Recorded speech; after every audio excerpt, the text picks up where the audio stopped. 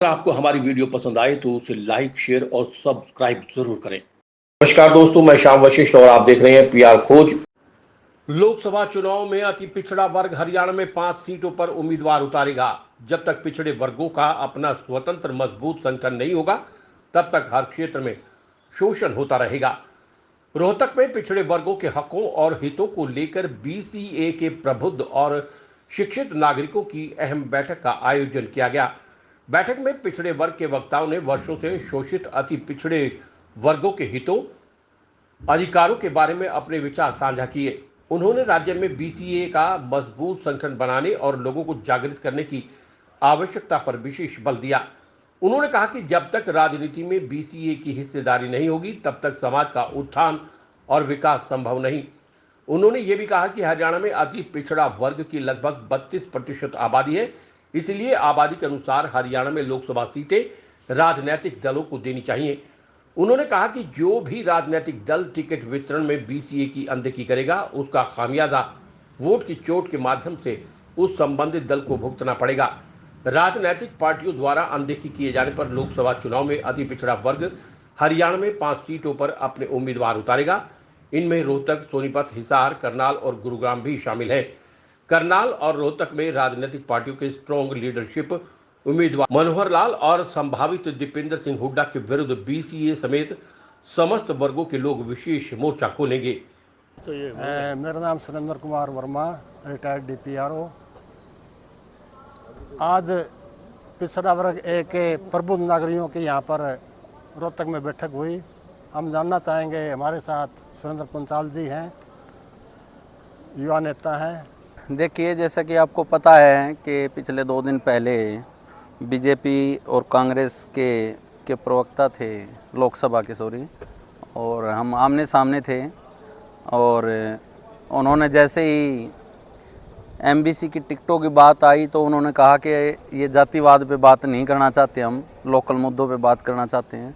तो ये बिल्कुल साफ़ हो गया कि हमें हमारी हिस्सेदारी कोई नहीं देना चाहता।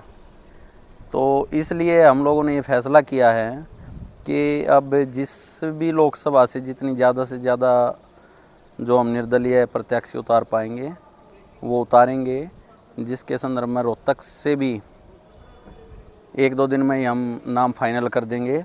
और सोनीपत से नरेश कश्यप चिटाना, जो कि हम कई दिन पहले ही फाइनल कर चुके हैं। और उसी में गुड़गांव से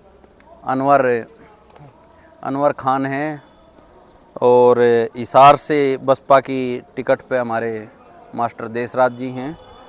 तो 4 लोकसभा से तो हम लोग फाइनल कर चुके हैं।